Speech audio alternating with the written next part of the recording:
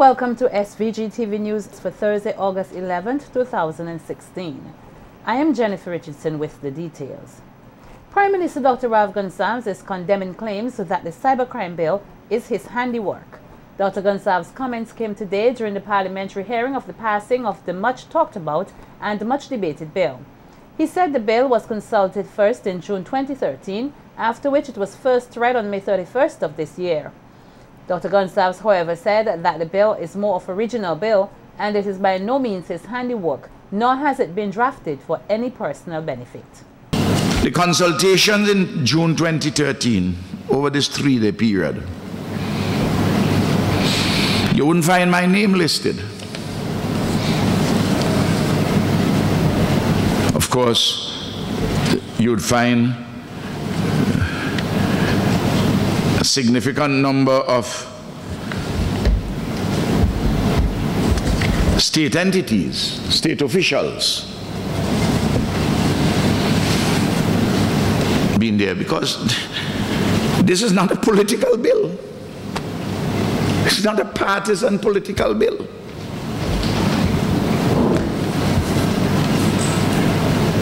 And when I saw the final draft, which several countries have passed, either in this form or in somewhat amended form,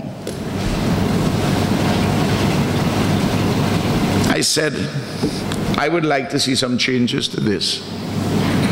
I said, well, let us put it at the Select Committee because we have to move. The Prime Minister, who also serves as chairman of the Select Committee, said that despite Queen's Counsel and former Attorney General Panel Campbell's public pronouncement that he found nothing wrong with the bill in its original state, he had insisted that certain aspects of the bill be further examined and amended.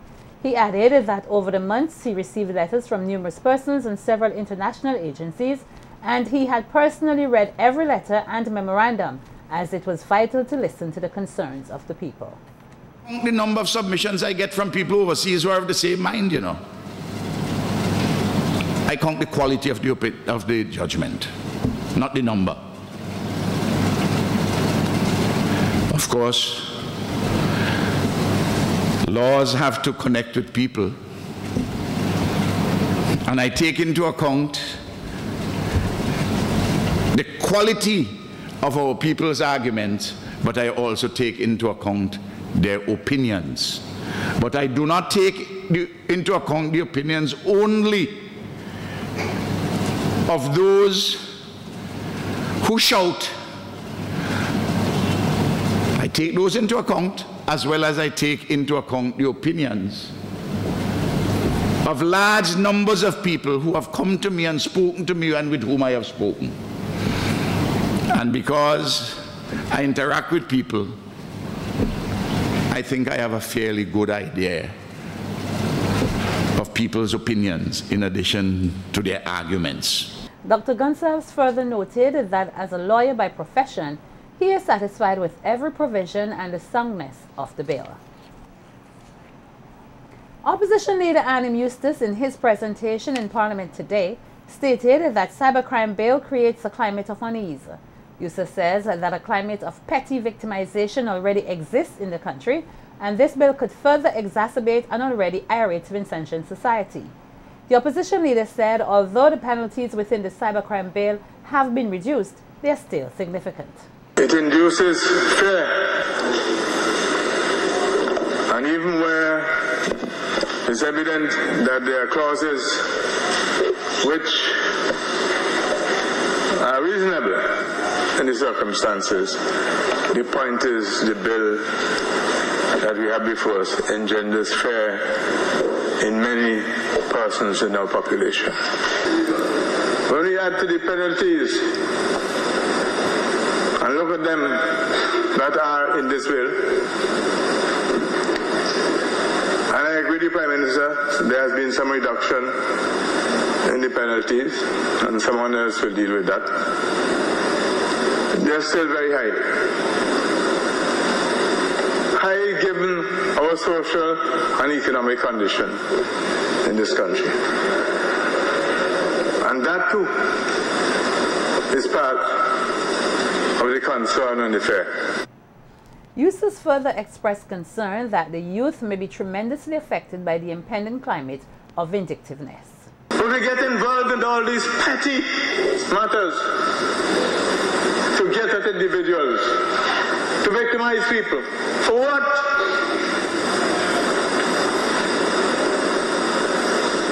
For what? For politics' sake? And then we wonder why our youth are not doing more. We don't set any example. We don't set any meaningful example for them to follow. The opposition leader cautioned that the letters from local and foreign organizations warning the government of the cybercrime bill should be taken seriously. Those letters are letters of concern in relation to freedom of expression and other matters. But the fact remains that they've come here addressed to the government of St Vincent and Grenadines, or to the Prime Minister as the case may be, because they have some concerns and they wish to express those concerns before this legislation is passed. I have no problem with that. It's just that in all the years I've been here, I've not seen as much of that happening before. And therefore, something has triggered in these institutions' mind the need to write to the government, where the Prime Minister in fact replied in some cases, which I think is a good thing. As members of Parliament debate the controversial Cybercrime Bill 2016, many supporters of the New Democratic Party were protesting the bill outside the Parliament building. SVG television caught up with some of the protesters who gave their opinions on the bill. The bill is no good. It's unfair to a small place like St Vincent. And you know what happened? The people in St Vincent are foolish, they are stupid. Everybody should come out and line up. And what Anissa Baptiste say, she is right. Scrap the bloody bill. We want it. This is a free country, a democrat country. Please. Nothing about cybercrime bill. We want to hear about the sexual assault bill. We want to stop the child molesters and the pedophiles. Thank you. All I want to hear about is better health care. I don't want to hear nothing about cybercrime bill. I just want to hear about the health care. The hospital need help. That is all I want to hear about. I'd like to know one thing, right? If Benjamin Exeter was subjected to political criticism because he's a politician, why no other are subjected to political criticism? So why you want to pass a bill now that people cannot speak and express themselves how they feel, and others doing it and nothing are happening? That's what I'd like to know. The telecommunications sector throughout the region continues to show signs of growth and development. This, according to the Eastern Caribbean Telecommunications Regulatory Authority, ECTEL. ECTEL in the release stated that for the second consecutive year, the electronic communications sector has recorded double-digit growth in terms of investments, surging to investments of $157 million. The body notes that this increase in investments was driven by infrastructural upgrades for the launch of 4G and HSPA and mobile broadband services in the ECTEL member states. Areas such as fixed broadband saw increased subscription growth by 11%, pushing the overall penetration rate of broadband services to 19.2%, with overall mobile broadband subscriptions increased by 400%. There was also positive growth of employment in the sector, with a 1% increase, which was driven by growth in the sector, notably in SVG and Dominica.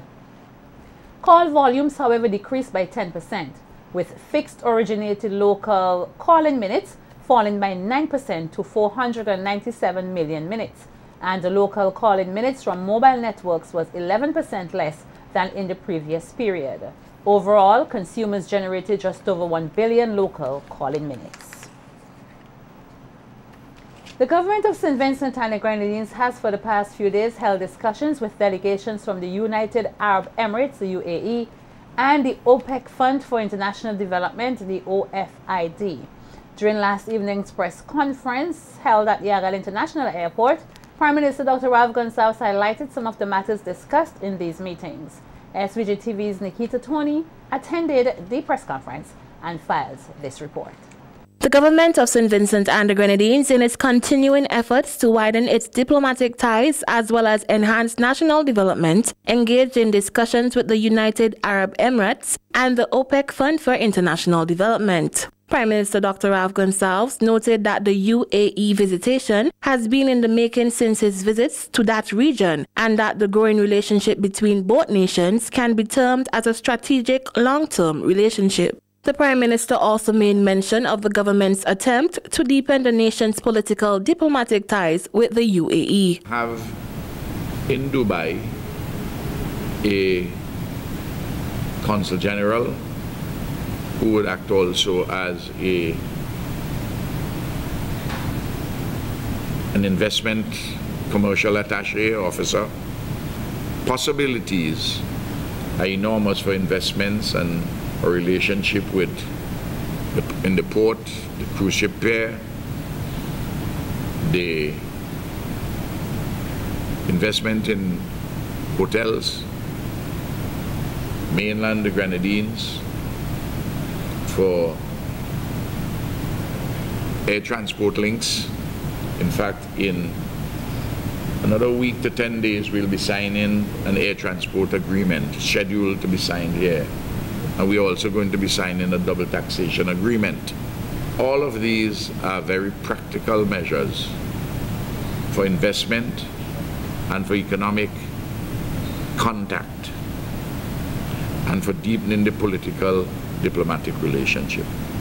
Meanwhile, discussions with the OPEC group have been to arrange the financing of infrastructural projects as it regards to feeder, village and secondary roads. I didn't want to simply start the work with the money from the Kuwaiti fund, because I would have to set up a project implementation unit for that fund, then set up a separate project implementation unit for the other monies which we get in. Is better, and they work together, these two funds, to consolidate them and have one project implementation and aid memoir on the subject, and that would go to their board in September, and which we fully expect would be approved. So we are talking about 32.5 million US. That is 80-something million Eastern Caribbean dollars. $80-odd million in soft loans are not going to do all the roads. The feeder roads, the village roads, the secondary roads, because there are lots of them. But a substantial number would be done. Dr. Gonsalves added that his administration remains committed to being a government of the people and thanked both the EAU and the OPEC group for their assistance to national development to date. Nikita Tony reporting for SVG-TV News. Minister of Economic Planning Camilla Gonsalves detailed the developments this country is making towards the eradication of poverty and hunger. During his parliamentary address today, Minister Gonsalves noted that the current level of poverty in SVG is just over 30%, and further stated the Zero Hunger Trust Fund, which is expected to have an annual operational budget of $10 million, will be partially funded by a 2% levy on certain telephone calls. Minister Gonsalves outlined what he termed as life-enhancing initiatives that the fund is spearheading in several communities. Nolisha Miller tells us more in this report. This country is undertaking initiatives in an effort to effectively and successfully reduce poverty and hunger in SVG. In his address today, Minister of Economic Planning Camilla Gonsalves, while addressing Parliament, stated that the Zero Hunger Trust Fund is aimed at eradicating hunger and ultimately eliminating poverty within SVG. Minister Gonsalves further noted the Prime Minister has set a target that by 2020, no Vincentian should go to bed hungry. To ensure that the specific circumstances or condition of each person afflicted by indigence or hunger is addressed appropriately and successfully, to establish action-oriented programs in education and training, health and wellness, housing, employment and productive work. The Minister of Economic Planning said that in the Prime Minister Dr. Ralph Gonsalves' budget address, he estimated the overall plan at $10 million per year. And within the Zero Hunger program, The Adopt a Classroom initiative and the Rapid Training and Skills Development Program had been developed. 7 schools from 6 communities in St Vincent and the Grenadines have been selected to participate in this first Adopt a Classroom program. And we anticipate expanding this program if this proves to be successful. And these schools are the Chateaubriand Government School, the Barley Government School, the Barley Anglican Primary School, the Fairhall Primary School, the Sandy Bay Government School, the Fancy Government School, and the Myro Government School. Gonzalez explained the Zero Hunger Trust Fund officials had decided to commence the school initiative by targeting the kindergarten level, and meetings were held with principals, teachers, and parents of the targeted population. He further stated the program was aimed at enhancing the educational prospects of 190 students throughout the 7 selected schools. Accordingly, the Zero Hunger Trust Fund will do the following for these 190 kindergarten students. It will pay on behalf of each child that is registered in the program the necessary fees to enable the child to benefit from the school feeding program at his or her school. Provide a school kit to students with necessary school supplies, including books, book bags, school uniforms, and a pair of shoes at the beginning of each year. It will promote better nutrition among the beneficiaries, especially with a view to identifying and preventing poor nutrition. It will monitor the progress, education, and health of each student in the program. It will provide parental and psychosocial support to parents of the beneficiaries, and it will also provide a reading specialist to assess the progress of each child during the term. The Economic Planning Minister explained further that books were supplied to the schools directly, and each child were given cash through their parents and guardians to allow parents to purchase other school items. The Adopt a Classroom initiative is estimated to have a budget of just over $160,000. Nolisha Miller, The Evening News. The Smile with a Child Foundation will host a pageant which will showcase the talent of 6 young females from the Chapman's Langley Park area. The pageant will attempt to highlight issues relating to poverty and its effect on youth and possible ways of motivating youth away from the cycle of poverty.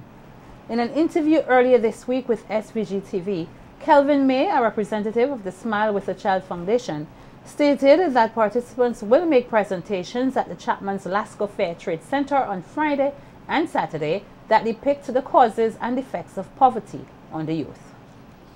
It's all about what is to give the young people more about what is causing poverty, what is causing us to be in poverty today. And this is the reason why we presented these young children that on the 3rd of September they can come out and they can see what they're going to showcase is to make sure that you can learn something from these children, that time is enough, that the young people should stop, not to stop drinking alcohol, stop getting involved with drugs, stop making a lot of crime and violence in St Vincent, stop child abuse in St Vincent and Grenadines, and poverty, which is a whole.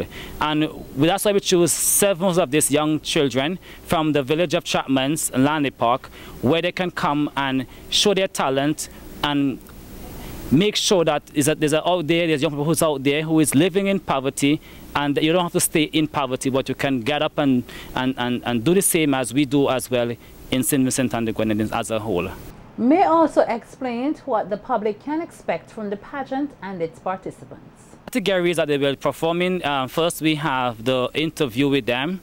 We have they will come out on stage on Friday, which they will do a speech. They will and presenting themselves and what they represent in the project. Also, they will be doing songs and other stuff this Friday. On the Queen Show night, Queen Show evening, they will be showcasing their talent. They have their evening gang. They have their talent in what they're representing, if it's crime, if it is teenager pregnancy, or if it is poverty. Secondly, they will come out in a school wear, what school they're representing, and they will have the interview to make sure that to tell the other persons or other people out there that how we can stop these activities that these children represent. He also explained some of the work that his foundation is engaged in and appealed to the corporate sector for their support in the development and protection of the youth. That's why we choose fighting poverty with the poor, is that we're fighting also with the poor to make sure that somebody's there to take care of them, somebody's there to sponsor a child. And that's basically what we do. We sponsor children from Chateaubriand, Fitzhugh and Sandy Bay, Joashang as a whole where the project runs. And we sponsor children, so we ask in the business space as well to come out and support us and sponsor a child who might be living in poverty, because living in poverty is not a very easy thing to live. It's a rough and it's tough, because we know that, understand that young girls who living in poverty sell their body for money to go to school. They do a lot of stuff that concerning them because they don't know where the other meal is coming from. They don't know where the other money is coming from. And that's why we ask in the business places as well to come out and to sponsor a child and supported this program. Meanwhile, the 7 participants tell SVG Television what cause they would be representing. Nick Sutherland. I am representing Miss Poverty. I am Alana London. I am representing drugs and alcohol. My name is Darissa Ballantyne. I am representing Miss Child Abuse. My name is Johnny May. I am representing Miss Teenage Pregnancy. My name is Niad Malcolm. I am representing Miss Divorce. My name is Nivea Medica and I represent Miss HIV. My name is Bradley Sutherland and I would be representing Miss Crime and Violence. A $1,000 reward is being issued to help find perpetrators who robbed the agricultural input warehouse at Bay Street yesterday around 2 p.m. SVG-TV News retrieved security camera footage which show the 5 bandits, 2 armed with guns and 3 with cutlasses, who held up the workers at the government-owned entity. According to management, the bandits came into the building and made off with $1,090 in cash. Although no one was physically hurt in the process, the 5 bandits left the staff in fear for their lives. Once again, the agricultural input warehouse is offering $1,000 reward for information about the robbery and will keep all contacts confidential. In his comments to SVG-TV on the 10 additional charges against him, Douglas Fraser said, "I am not a fearful man, but a man of faith," and give some insight into the new charges laid against him. They're basically around the same thing about cause and alarm. I posted them on Facebook, and I also sent them out on WhatsApp so that people could see the charges. It's basically speaking to the issue that I made statements that are false about unsealed ballot boxes and things like that, and that is likely or may cause fear and alarm and the disruption of the public peace. That's basically all of it. The 10 of them is around the same thing. They just switch around a few things from constituency to different constituency, the same thing. The Fraser stated that it was his opinion that there is a lack of freedom of speech in St Vincent and the Grenadines, which is a necessary ingredient of any modern democracy. I listened to the criticisms leveled at the United States political system and the democracy. We can see on television that people address issues with vigor and speak to things, and all of us, none of us are perfect as human beings, and when we speak often, we have to make more mistakes, you know. But those things are glanced over by in these great societies in St Vincent and the Grenadines, which is basically a banana republic run by persons who are very dictatorial, just determined that they are going to scare the hell out of anybody who dare to face them or to criticize them. I will fight my battles legally, and I will go to the limits to fight them. The Freitas also gave an update on the previous charge which had been laid against him, and while expressing confidence in vindication, the Freitas said he harbored some doubts in the impartiality of the justice system. It was one charge. Just one? Okay. Yeah, and that now has been postponed to the 13th of September, I think, at Caliaco, jurisdiction. I don't know, these are for the 29th of August this month, and I don't know what will happen when we go to court. Well, my lawyer, I presented them to my lawyer today, and who will look at them and will make a presentation. And I can't speak to the legal issues because I'm not a lawyer.